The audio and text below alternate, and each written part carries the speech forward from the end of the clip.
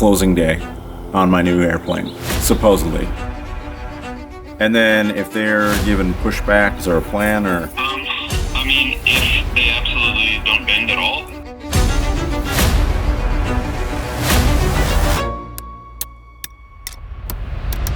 We're facing a couple of logistical issues. I'm out in Fort Collins, Colorado. On this episode of Cleared for Landing, I decide to buy an airplane sight unseen, a decision which could potentially cost me a lot of money and headaches. During that time, life threw us some curveballs. So now the question was, would we even make it to closing day?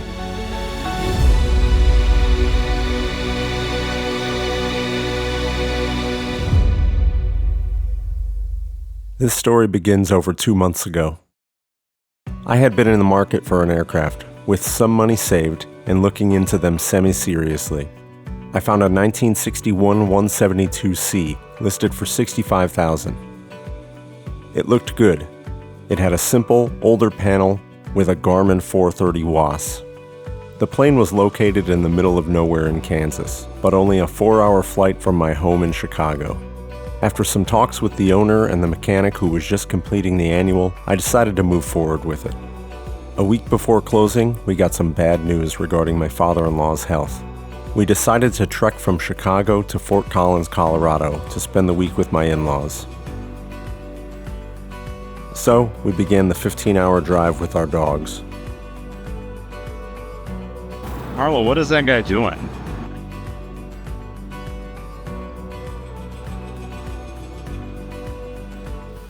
Because we had decided to take this trip to Colorado, I wouldn't be able to see the plane until after closing. Despite this, I felt good about the transaction. The seller was a fellow firefighter and was very forthcoming about everything. How you doing? I'm good, buddy. How you doing? Good to meet you via FaceTime here. Yeah, thanks. Good to meet you too. We FaceTimed for almost an hour as he showed me every inch of the plane and told me every known issue, including showing me some hail damage on the wings and the horizontal stabilizer. The plan was to have it immediately IFR certified after closing.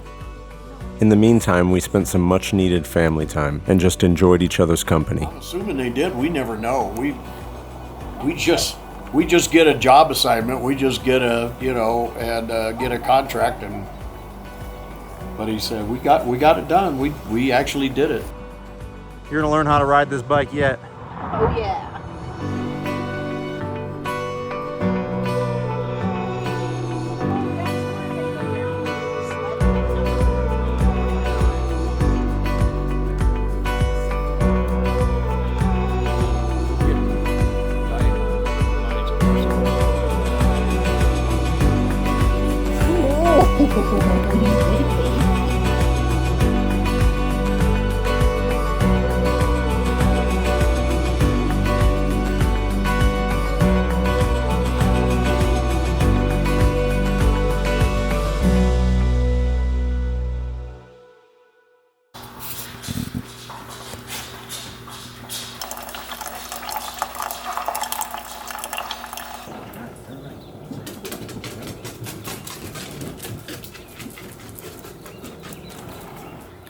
Alright guys, so I'm sitting in Fort Collins, Colorado right now, and I just got up. If you can't tell, I am a mess. I literally just got up to let the dogs out and make some coffee. It's like just right around 7 in the morning right now. So the issue that we're dealing with is the insurance company can't agree with the finance company whether or not my plane is a 1961 model year or a 1962. It was manufactured in 1961. The insurance company swears it's a 1962 model year. Nobody seems to know. So they keep going back and forth. We went back and forth yesterday a couple times. They decided it was a 1962. Then they just now decided that it's a 1961. So they're not on the same page. I don't think this is gonna stop closing from happening today, but you never know. This process is so detail oriented, and if they can't agree on something like this, it may get pushed. We'll see.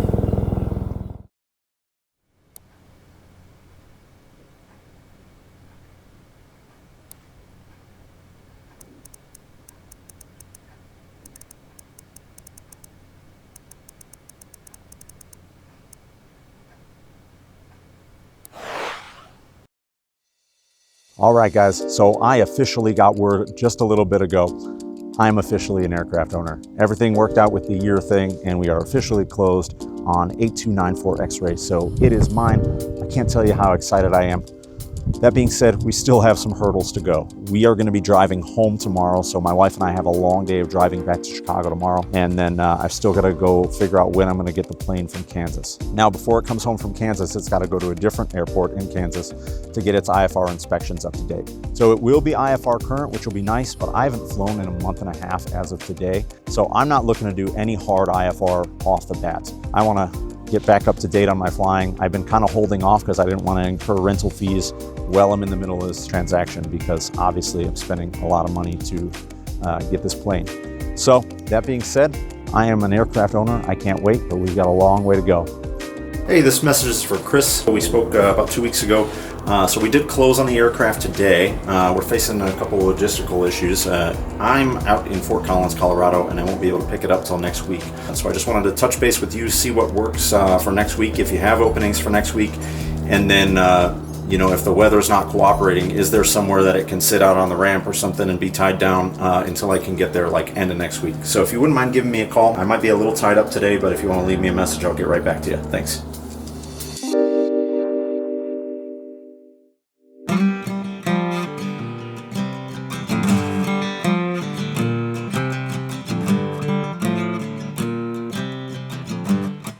The next morning, we said our goodbyes and departed very early. It was a long drive back, and I was on shift the following day. There was still plenty to do before 94 X-Ray came home. Yeah?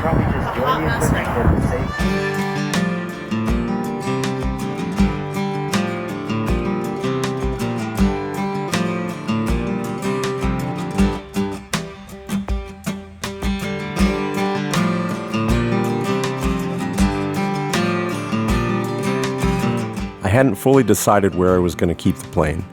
I initially, foolishly, calculated for just tying down at the ramp somewhere. The more I thought about this, the less sense it made. Buying this plane was expensive, but it was still going to save me lots of money over renting. A hangar cut into these costs significantly, but ultimately I decided it would just be better. After all, I don't want to pre-flight the plane in the wind and weather, not to mention the wear and tear on the plane. So, that week, I secured a hangar at DuPage Airport.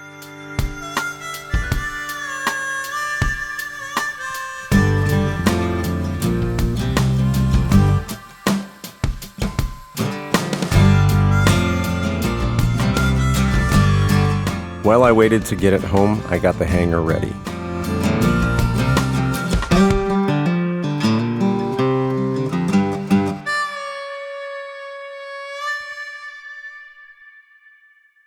All right, guys, so here we are the night before I'm going to pick up the aircraft. All the IFR inspections are passed.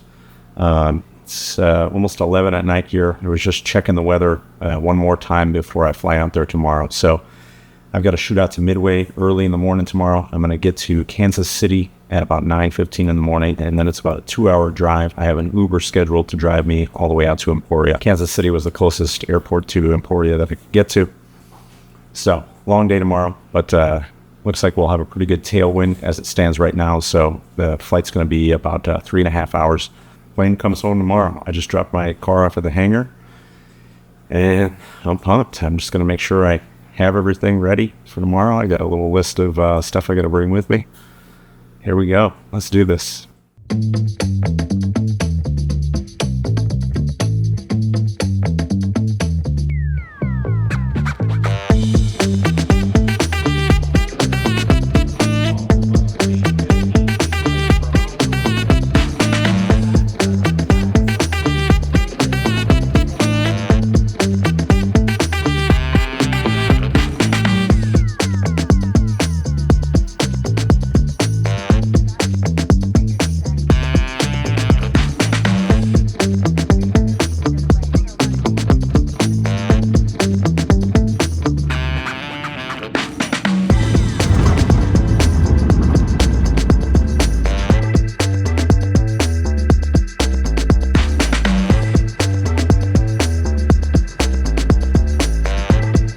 Going to be a 2-hour Uber ride to Emporia, and then we pick up the plane.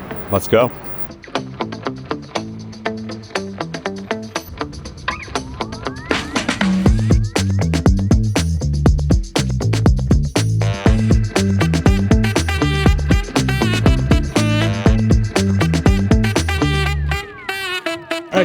2-hour Uber ride. I made it to Emporia, but they dropped me off at the FBO over there, and I gotta walk over here to Airtronics where the plane's at, but this will be my first time seeing my plane.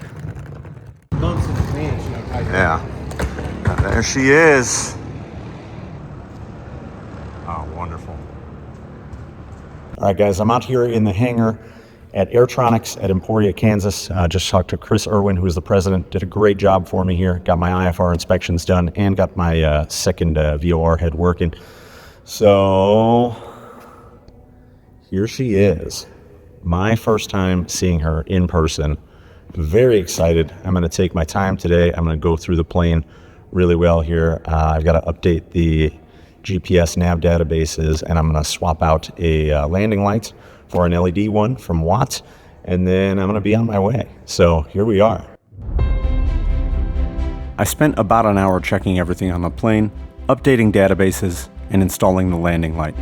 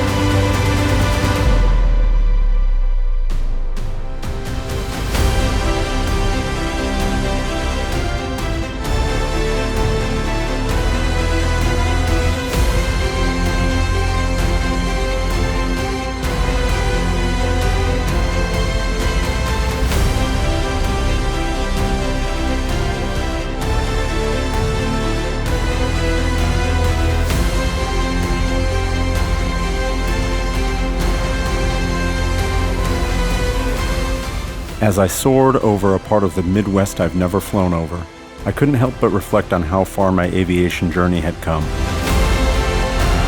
Little did I know the mess of maintenance costs I would incur immediately upon getting it home. But that's for another video.